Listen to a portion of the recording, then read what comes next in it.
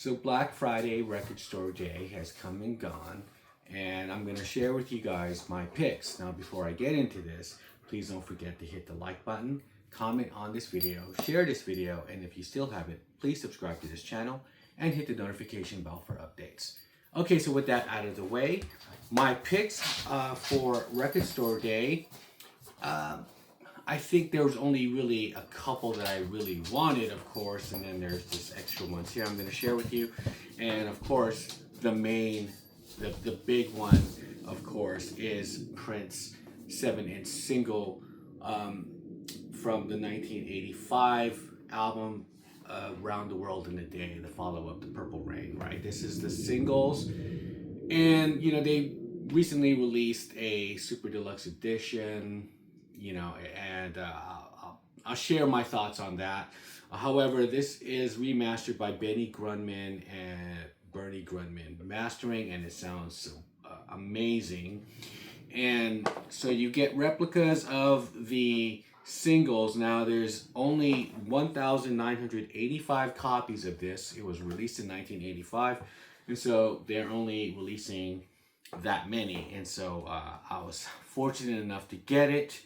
Now, so you have like Raspberry Beret and the B-side, She's Always in My Hair, and this is in raspberry colored vinyl. So they're all different colored variants or different colors, and so you got raspberry colored vinyl here. So I'll just show you guys that really quick. That's what raspberry vinyl looks like. And you have that B-side of She's Always in My Hair.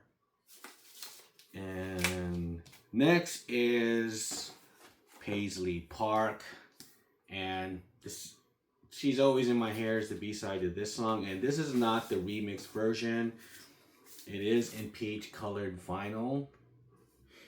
And like I said, this sounds amazing than the original pressing that I have. And that's probably one good reason to get the remastered version of the album. The Super Deluxe Edition doesn't offer any kind of vault tracks, nothing except the extra song on this collection here. So this is Pop Life with the B-side of Hello. And this one is in yellow colored vinyl. And I guess the one thing about the Super Deluxe Edition will have the 12-inch versions of these songs, whether it's Raspberry Beret, She's Always in My Hair, and Hello. So you'll get the long versions of that, but I already have those in the original 12 inches when they were released back in the day. And you got America with the B-side of Girl, and I think this is white vinyl. Yes. Awesome. This is beautiful right here. And last but not least, this is really the reason why I got it, of course, too, is because For the Tears in Your Eyes. This is the extra single. And there's two versions of it. Side A is the We Are the World version, which is the song he donated to the compilation. He didn't want to be part of that. I have a whole video about Prince and the We Are the World sessions, how he just kind of said, forget it, I don't want to be part of it. And he donated the song instead. Now, there's also the hits/B-sides version of For the Tears in Your Eyes, and that is the more superior copy, and it is on clear vinyl, and it is more of an acoustic version with Wendy and Lisa.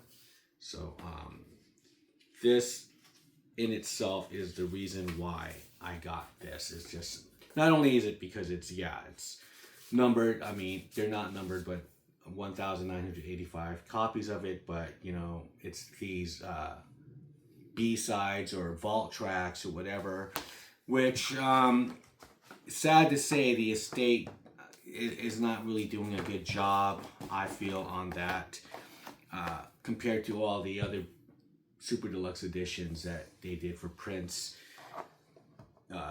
you know, even Diamonds and Pearls, they had a concert on there, a DVD of a live concert at Glam Slam, B-sides, vault tracks. You know, they really usually go, you know, the extra yard, and they didn't do anything for this album. And so for this limited edition box set, just to get that extra song, that's probably the reason why I got this. And so I may get, yeah, you know, just because the singles sound good, and the way it's remastered, it sounds really good. So yeah, I'll get that. But I mean, as far as like, if you're looking for extra tracks and everything, that's it right there for the Tears in Your Eye. So that in itself it is why I got the box set. And even if I didn't get you know, the super deluxe edition, you know, I think maybe just for the overall sound of the album, it probably sounds really amazing. So I'll probably get it for that. Well, moving on. Now I have two live performances here. One band, it's their very first performance captured live in a studio, and that's Montrose back in 1973, April 21st, and K-San radio sessions. They were just called Ronnie's New Group. The album didn't even come out yet, and everything, and so they're just kind of hanging out, and they were supposed to get Van Morrison that night.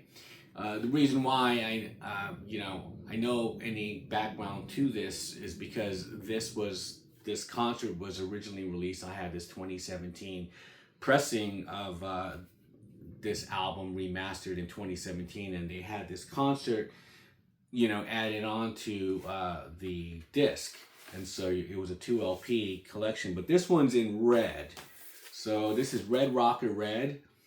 And Sammy Hagar's on here, of course, and there's not only the album of what would later on be the debut of Montrose, but the version of Rock Candy sounds different on here. It's faster, and when they went to the studio, Ted Templeton said, hey, just slow it down, the drums and everything, and it sounds more heavy. They do a song called Shoot Us Down, which didn't make it on the album, Roll Over Beethoven, so they got some interesting covers, but this is a really great rock performance. You know, it's just very raw. And so Montrose in red vinyl. Now, that's their first, a band's first performance, and this next one is a band's or an artist's last performance that was captured live, and that's Warren Zevon live at the Edmonton Folk Music Festival. It's just him, and it's a duo with Matt Cartonis, and he does have a little background, like some a story behind what had transpired and him doing this last performance. And wasn't his very last performance. After this is, of course, the David Letterman show, but I mean, as far as like a festival or a concert or something like that, it'd be this one. And so he could either just play with a band, or, you know, or just somebody else, and he just decided to do this one with somebody else as a duo. They went through a few songs, and then they just went and did it, and it sounds really good. There's some great cover songs on here, like A Case of You, which is the Joni Mitchell song, which goes into Detox Mansion. Poor, Poor, Pitiful Me, which is a song that Lauren wrote, but of course Linda Ronstadt made it more popular. And The Werewolves at London is great. His rendition here, he plays it on just the piano and everything, and you know, he sounds very strong, and it's a great last performance. It doesn't seem like he's done yet, but you know, he was very actually still sick while this was going on. And so I think he didn't really also let anybody know just how sick he was, but he just still went out and did this performance, and it was great. So this is a double vinyl record, but it's only 3 sides live, and that last side is a etching. I don't know if you can see that, but it is a really cool short set, and the instrumentation is great. And if you read the liner notes too about the background story behind it, it's really cool. So Warren Zevon, his last one here, and I got some punk here. I got Bratmobile, and this is sort of like a 1991 band, girl rock band, or the Kill Rock Stars compilation back in the day. Now this band had this EP which has been out of print for a long time, The Real Janelle, and they also have the B-side of this is the Peel Sessions, and it sounds really good. From like when you hear the Janelle EP, they sound like a band that's pretty much just been put together that day.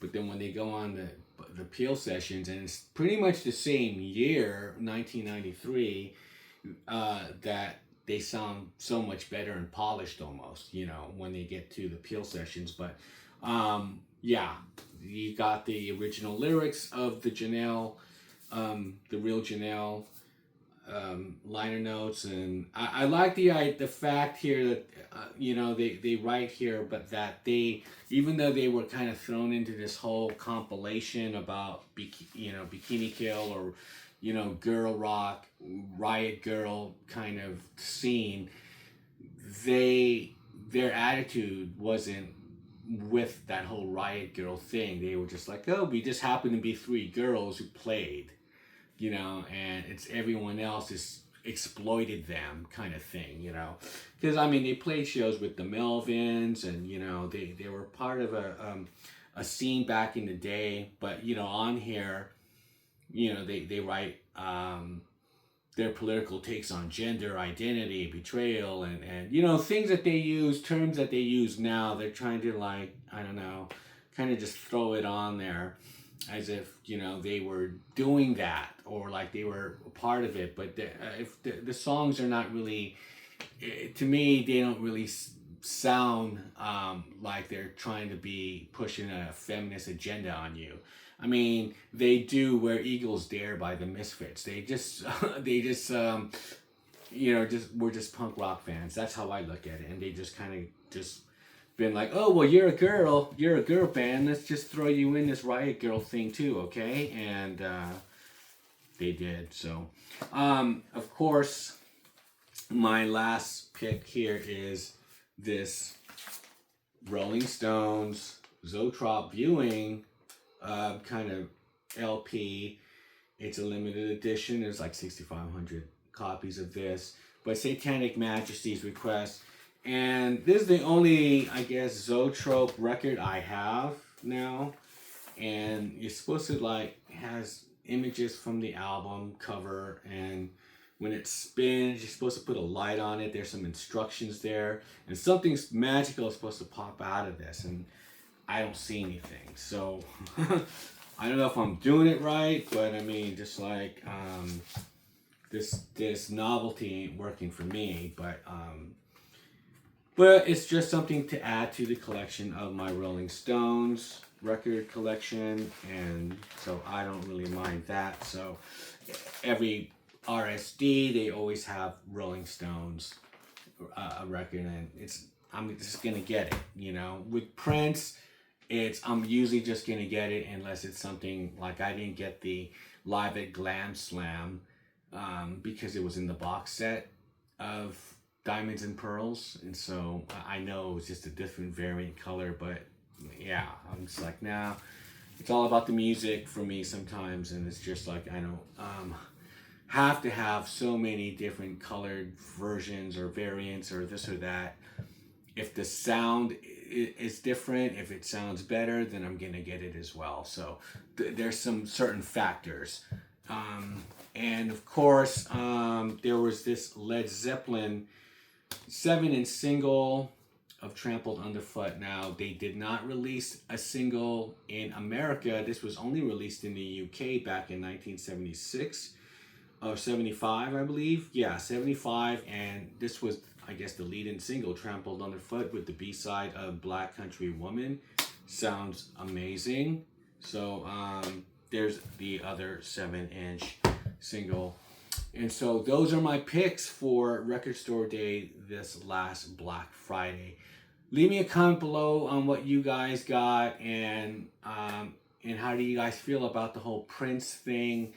You know, I think the Super Deluxe Edition is what I've read about it. It's just like there's nothing new in there. It's just that song, pretty much. It's that song, or if you don't have the long versions of the 12 inches that they released back in the day, that's it. No live performance, nothing. And so just the Bernie Grundman, yeah, that's cool, but remastering of the album, but other than that, there's really nothing there. So yes, leave me a comment below, and with that, I'll shut up and I'll see you guys on the next one. Bye.